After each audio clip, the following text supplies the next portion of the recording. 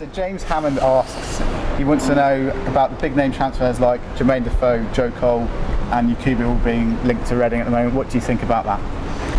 Yeah, of course. I think there are going to be quite a few names that are going to be put about. I think the other day it was Matt Phillips and Dyler coming back as well. I know Longley's been mentioned, but you know there are going to be a lot of names touted about, but until it's concrete and we kind of see that they've signed, then you know it's just speculation, so we'll just have to wait and see. I guess it's something that you all see, but do you talk about it a lot when you're amongst the squad and everything?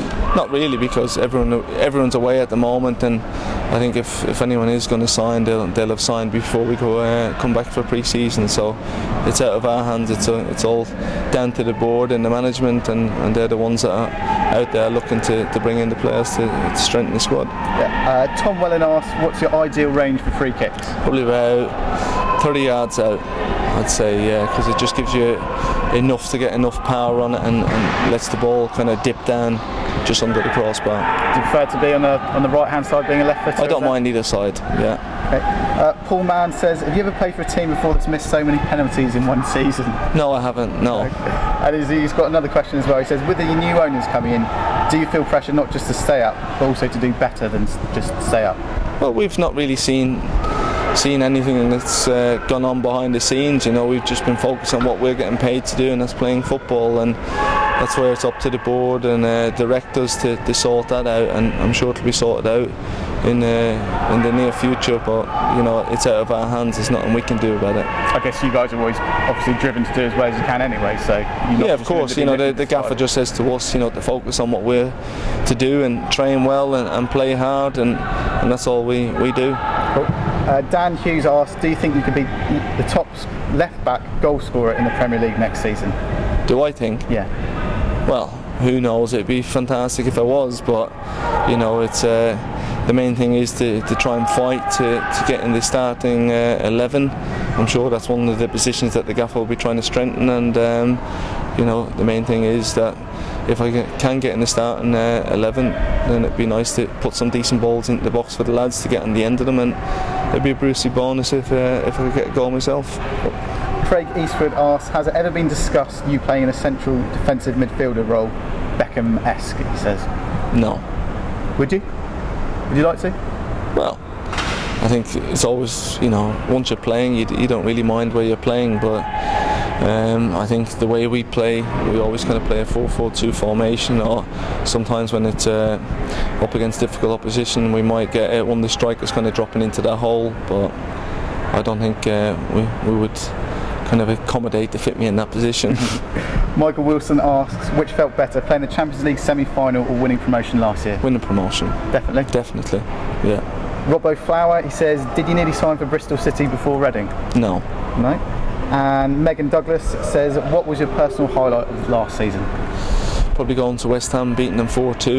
It could have been a few more, although they put us on under the cosh for probably 25 minutes, half an hour, but we knew that we had the strength and depth in the squad, and you know, we got that goal from Mike Cross with Gorks, and it was just nice to see Noel get the second one just before half time. It knocked the stuffing out of them, and second half then we kind of ran all over them. Cool. And we've got a couple of less so serious questions here. George Gwinnell asks, is it true your left foot is made of solid gold? No, but it would be nice. Yeah, worth a few bob as well. It certainly would, yeah. Moldham Athletic asks, I heard your left foot was blessed by the Pope when you were a baby. Is that true? No. He also goes maybe a bit of holy water, but that is it. He also goes on to ask, would you rather have hands for feet or feet for hands? Hands for feet or feet for hands? Yep. Feet for hands. Feet for hands. And Jason Bourne, a bit of a random one, says, what's your favourite cheese? I don't eat cheese. You don't eat cheese? Don't like it? Or no, don't like it. Cheese strings? No, like nothing at all. What about Guinness or Beamish? Definitely Guinness. Definitely Guinness. Always post-match though. Of course. Guinness and a bit of blackcurrant in it. Wayne Hunt says, is it true that a Robocop style screen comes down over your face when lining up a free kick? It does, yeah. The magic glasses, yeah. No, because you're always trying to picture when you're in that situation that you got the ball and you're trying to focus on what you're trying to do. So you're kind of trying to tune yourself into the mode of where you want the ball to kind of direct over the top of the wall and into the to the goal. So there's a fair bit of visualisation. Yeah, of course it is. You know, you don't just put it down and go up and whack it. Yeah, you have to kind of get in a kind of zone, and because you might get 1, 2, maybe 3 in a game if you're lucky, and you know. Thankfully, in the majority of free kicks I've taken, I think I've scored 1 in 3. I think I have, so it's not bad at all. It's better than Cristiano Ronaldo, I'm sure. Well, I'm not going to say he's not good at free kicks, because he's amazing. Yeah. Kingsley Royal goes on to say, who do you prefer, Kirsty Allsop or Sarah Beanie? I don't know if you watch any of those property programmes or anything. No, I wouldn't. Do you know who they are? No. Brendy the Frenzy says, will there ever be a boy born who can swim faster than a shark? No. No. And finally, Trixie LaBouche says, can you come back to Leeds? Well, funnily enough, I got a phone call about a week ago, 10 days ago, saying that they were interested, but I love it down here, and obviously getting back to the Premier League, and you know, as I say, it's been the 2 best years of my career.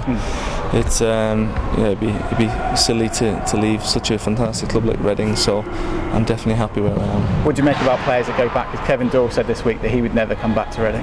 Yeah, well, I don't say you can never go back, because you know, I'm sure it'd be fine. You know, of course, if I was to go back there, people would say, well, back in those days, you know, you had a fantastic team and you're playing Premier League football, you're playing Champions League or UEFA Cup semi-finals, so it's always going to be a wee bit difficult, but yeah, I'm sure it'll be fine.